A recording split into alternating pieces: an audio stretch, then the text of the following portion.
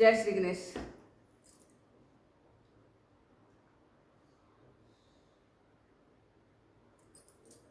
आज हम बात करते हैं गंगा मैया की। जय गंगा मैया, जय भगवान विश्वकर्मा। आज विश्वकर्मा डे है, इसलिए सभी को विश्वकर्मा पूजा की बहुत बहुत बधाइयाँ। भागीरथ को गंगा प्रभु तुमने दी थी, सगर जी के पुत्रों को मुक्ति मिली थी। तो आज हम बात करते हैं गंगा मैया की, और गंगा मैया का अवतरण धरती पे कैसे हुआ। कोई भी काम एकदम अचानक से नहीं होता, बहुत पहले से, बहुत बहुत बहुत पहले से ईश्वर उसका प्लानिंग करने लगते हैं।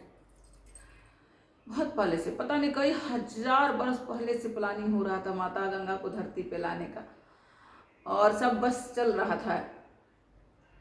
भगवान के योजना अनुसार सब कुछ एकदम सही सही चल रहा था। और उसका योजना का सबसे बड़ा पार्ट थे राजा सागर। राजा सागर राजा बाहु के पुत्र थे। राजा बाहु और महारानी नंदिनी के पुत्र थे। तो राजा सागर अयोध्या पर जब राज कर रहे थे,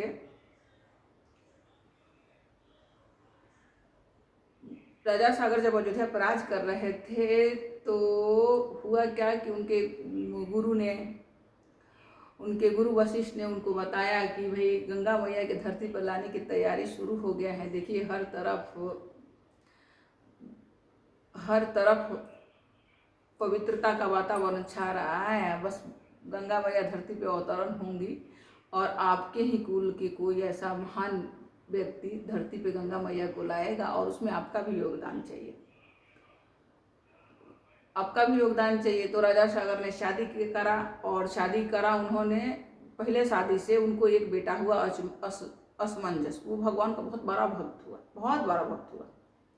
वो शादी ही नहीं करना चाहता था, पर फिर भी उसको जबरदस्ती शादी कराया गया, क्योंकि भगवान का जो प्लानिंग है ना, वो समझना बड़ा मुश्किल होता है। और राजा सागर को वशिष्ठ ऋषि ने बताया था कि आपके कुल का ही कोई धरती पे गंगा मैया को लाएगा। तो वो अपना उनसे जो हो रहा था कि भाई हो सकता है कि इन्हीं में से मेरा बेटा लेके आएगा या जो भी है, तो उन्होंने असमंजस की शादी कर दी। और असमंजस की शादी करके राजपाट खुद ही करते थे, उसको युमराज बना दिया। उसके बाद में फिर राजा सागर ने फिर से एक शादी करी, क्योंकि गुरु वशिष्ठ जी ने बोला कि आपको शादी करना पड़ेगा, और जो भी है कुछ ऐसा था कि आपको शादी करना पड़ेगा। और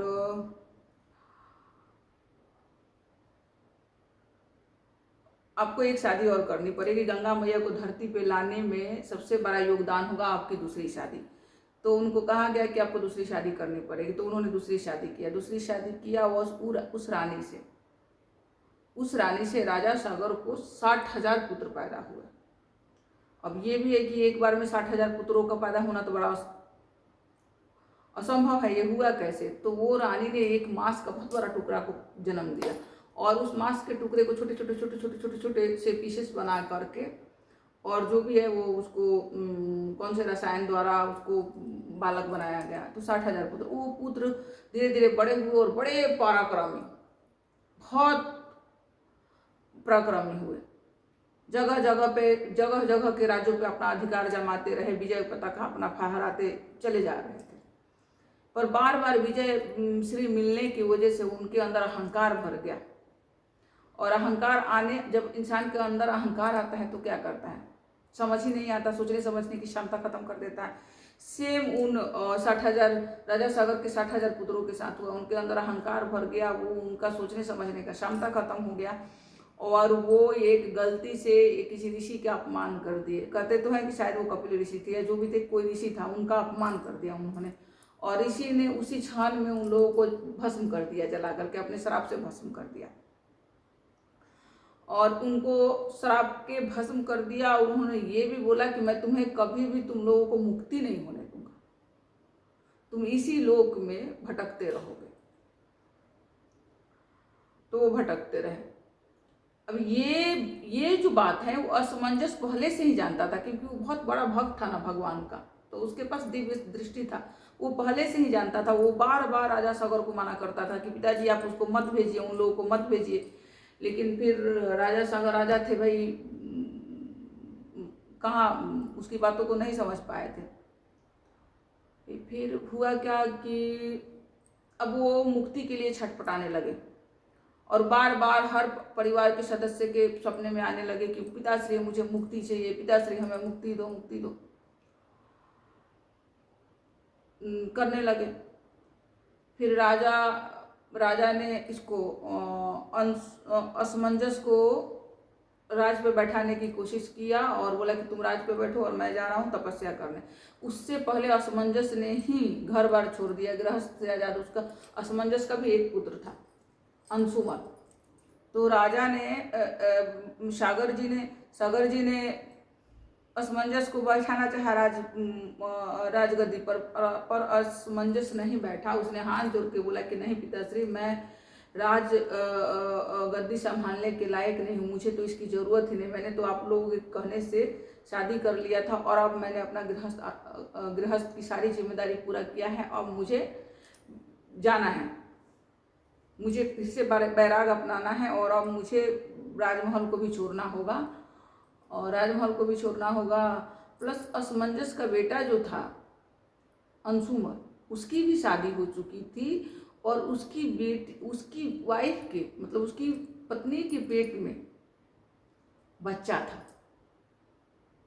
तो इसको लग रहा था असमंजस को कि धीरे धीरे मैं अपने बेटे बड़ा हो जाता, उसके बाद में बेटे की शादी किया, फिर अब पोता होने वाला है, जिसको पौत्र बोलते हैं ना, वो होने वाला है। तो उसके अगर ये पैदा हो गया तो मैं फिर से इस मोह में अटक जाऊंगा। इससे पहले मुझे इसको पैदा होने से पहले पोता पैदा होने से पहले मुझे राजमहल को छोड़ के निकलना होगा, नहीं तो मैं इसके मोह में फंस जाऊंगा।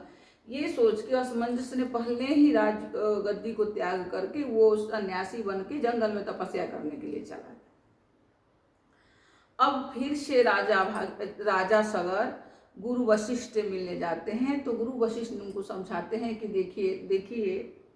देखो राजन, धरती पे गंगा मैया के अवतरण का टाइम बहुत बहुत बहुत नजदीक आ रहा है और वातावरण देखो सब पवित्र हो रहा है। अब आप लोगों को तपस्या यहाँ करना होगा, क्योंकि अब जब तक आप लोग तपस्या नहीं करोगे माता गंगा अवतरण नहीं होगी। बिल्कुल पवित्र वातावरण चाहिए। माता गंगा बहुत बहुत पतित पावनी है, तो उनको इस धरती पर उतारने के लिए कितना धरती का वातावरण कितना पावन चाहिए। ये बोल के उन्होंने सगर जी को बोला कि तुम तपस्या करने के लिए आओ, उनके लिए राज को त्याग करो। तो सगर जी ने वही किया जो गुरुदेव ने उनको बोला। उन्होंने काज की सारी जिम्मेदारी अपने पोते अंशुमल को सौंप करके खुद तपस्या करने के लिए चले गए जंगल में। और तपस्या करते करते वो वहीं उनका शरीर वहीं परमात्मा में लीन हो गया। उसके कई वर्षों के बाद लीन हो गया, परमात्मा में लीन हो गया। उसके बाद में अंशुमल को बेटा होता है, उसका नाम होता है भागीरथ। तो वो भी बहुत पराक्रमी और बलवान होता है। लेकिन ये वो छोटा होता है ना, तभी राजा अंशुमल भी तपस्या करने गुरुदेव की आज्ञा अनुसार वो भी तपस्या करने के लिए निकल पड़ते हैं कि मुझे भी तपस्या करना है गंगा मैया को धरती पे लाने के लिए। तो वो भी निकल चलते हैं, जबकि उनको रोका गया कि आप मत जाओ। लेकिन उन्होंने बोला कि जो भी तपस्या करने जाता है गंगा मैया को लाने के लिए वो वापस नहीं आता, मत जा। पर वो नहीं माने, क्योंकि उनको पता था कि हमारे ही वंश में से, हमारे ही कुल में से कोई होगा जो गंगा मैया को धरती पे उतारेगा। लेकिन अचानक कुछ नहीं होता, तो इन लोगों को पुनः अर्जित करना था। तो सागर ने पुनः अर्जित किया, असमंजस ने किया। अब इनकी बारी थी, अंशुमल की बारी थी, क्योंकि ये भी तभी तो वो सारा पुण्य जब इकट्ठा होगा तभी तो गंगा मैया धरती पर आएंगी ना। तो अब ये भी अंशुमल भी चले जाते हैं तपस्या करने के लिए। धीरे धीरे भागीरथ बड़े होते हैं और इनको राजगद्दी पर बैठा दिया जाता है। और अंशुमन बचपन में ही भागीरथ को बचपन में ही चोर त्याग करके चले गए थे तपस्या करने के लिए। अब क्या होता है कि भागीरथ जो थे बहुत बहुत बहुत बलवान राजा होते हैं, हर जगह विजय मिलता है इनको, मतलब बहुत बलवान बहादुर सूर्यवंश तो है ही, वो तो सूर्यवंश में तो वैसे ही प्रतापी प्रतापी राजा पैदा होते हैं। तो एक बार ऐसा हुआ कि देवासुर संग्राम में मतलब ये भागीरथ जी हमेशा देवताओं का साथ दिए हैं देवासुर संग्राम में। उसके बाद में ये देवासुर संग्राम में विजय प्राप्त करने के बाद में ये जब ये अपने गुरु से मिलने आते हैं तो गुरुदेव बोलते हैं इनको कि तुम्हारे पूर्वजों ने, इनको नहीं पता था, तुम्हारे पूर्वजों ने गंगा मैया को धरती पे लाने के लिए इतना तपस्या करा है, इतना तपस्या करा है कि क्या बताए। तो इन्होंने ये बोला कि जब मेरे पूर्वजों ने इतना तपस्या करा तभी तक गंगा मैया धरती पे नहीं आई। तो इन्होंने बोला कि तो मैं अपने बल से गंगा मैया को धरती पे लाऊंगा। तो ये चले गए धरती मैया गंगा मैया को लाने के लिए, और इन्होंने युद्ध ठान दिया ब्रह्मदेव से कि मैं गंगा को जबरदस्ती लेके जाऊंगा धरती पे। कैसे गंगा धरती पे नहीं आएंगे। सभी लोगों ने इनको समझाया कि गंगा के वेग को धरती मैया बर्दाश्त नहीं कर पाएंगी, मत करो। लेकिन था भाई, बाजुओं में बल था और था कि नहीं मैं ले आऊंगा। फिर गंगा मैया अपनी बेग से उनकी समस्त सेना को तहस नहस कर देती है, यहाँ तक कि धरती को भी तहस नहस कर देती है। पर जो ये भागीरथ जी थे ना, वो टस से मस नहीं हुए, वो खड़े रहे। फिर भागीरथ जी गुरु के पास आके बोलते हैं कि गुरुदेव जी एक बात बताइए, गंगा के जो वो बेग था उससे मेरा सारा सेना तहस नहस हो गया, सब कुछ तहस नहस हो गया, लेकिन मैं जैसे कि तैसे खड़ा रहा, क्यों? फिर गुरु ने बताया कि ये तुम्हारे पूर्वजों के पुण्य का प्रताप है, उनके तपस्या का तपोबल का बल था कि तुम वहाँ गंगा के बेग से तुम्हें कुछ नहीं हुआ, क्योंकि तुम्हारे पूर्वजों का पुण्य प्रताप है। फिर वो समझ गए, उनका अहंकार नीचे आ गया कि हाँ मैं समझ गया हूँ कि अब गंगा मैया को बलपूर्वक लेके नहीं आया जा सकता है, गंगा मैया को सिर्फ और सिर्फ तपस्या के बल पर ही लिया जा सकता है। तो उनके गुरु ने बोला कि हाँ तपस्या के बल पर तो लिया जा सकता है और तुम्हें तपस्या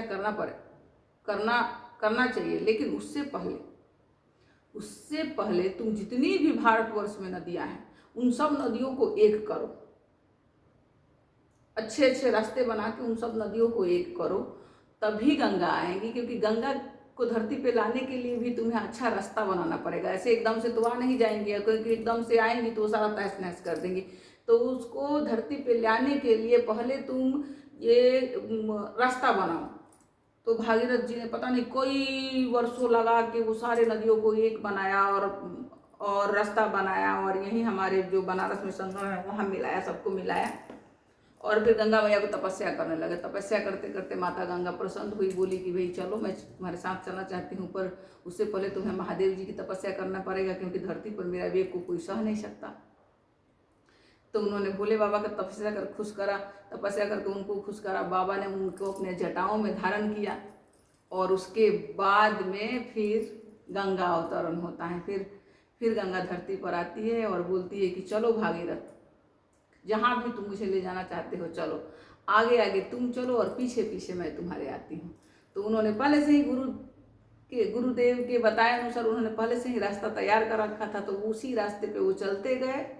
माता गंगा का तो सबको पता है ना कि माता गंगा कहाँ प्रकट हुई थी, हरिद्वार में। गंगोत्री से माता निकलती है और वो इकलते बनारस तक ऐसे हर जगह होती हुई, और वो रास्ता भागीरथ जी ने बनाया था। और भागीरथ जी उसी रास्ते से होते होते माता आगे आगे भागीरथ जी और पीछे पीछे माता गंगा आके और यहाँ संगम में त्रिवेणी में मिलती हैं, और फिर पूरा दुनिया को पावन करने लगती है, सबके पाप धोने लगती है। तो ऐसी है हमारी गंगा मैया, और बोलिए गंगा मैया की जय। तो कहने का मतलब ये है कि कोई भी काम अचानक नहीं होता, उसके लिए पहले तैयारी करी जाती है, रास्ते बनाए जाते हैं। कोई भी काम एकदम अचानक नहीं होता। आप घर बनवाते हो तो क्या होता है, पहले आप बालू सीमेंट सरिया की व्यवस्था करते हो, उसके बाद ही घर बनाओगे, एकदम से तो नहीं बन जाता है ना। तो कोई भी चीज़ ऐसे जो हम लोग देखते हैं फिल्म में, टीवी में देखते हैं ना कि तथास्तु और सब कुछ एकदम हो जाता है, ऐसा कुछ नहीं होता। हर काम के लिए मेहनत करना पड़ता है, चाहे वो सतयुग हो, त्रेता हो, द्वापर हो, हर युग में मेहनत। आप मेहनत करो, कर्म फल तो वो देगा ही देगा। और हाँ, गुरु भी चाहिए, क्योंकि कोई मार्गदर्शन करने वाला आपका चाहिए, कोई ऐसा इंसान चाहिए जो आपको बताए कि आपको ये पहले ये करना है, फिर ये करना है, फिर ये करना है, तब आप अपनी मंजिल को प्राप्त करोगे। और ये इस कहानी में बहुत बहुत बहुत सारे राज छुपे हुए हैं। आप इसको आप विचार मंथन करेंगे, आप चिंतन करेंगे तो बहुत सारे मिलेगा। आज के ज़माने के बच्चों के लिए भी, जो बच्चे तैयारी करते हैं, कंपटीशन की तैयारी करते हैं, पढ़ाई लिखाई को लेके, अपनी नौकरी को, सरकारी जॉब को लेके, आईएएस बनने वाले, आईएएस पीसीएस की तैयारी करते हैं, उनको भी लगता है कि अरे हम तो बहुत मेहनत कर रहे हैं, क्यों नहीं हो रहा है, क्यों नहीं हो रहा है हमारा? क्योंकि अभी टाइम नहीं आया है, और कहीं ना कहीं आपने अभी रास्ता नहीं बनाया है। वो आप सिर्फ पढ़ाई कर रहे हो, आप सिर्फ पढ़ाई कर रहे हो, आपने अभी वो रास्ता नहीं तैयार किया है। तो आप पढ़ाई के साथ साथ रास्ता भी बनाइए।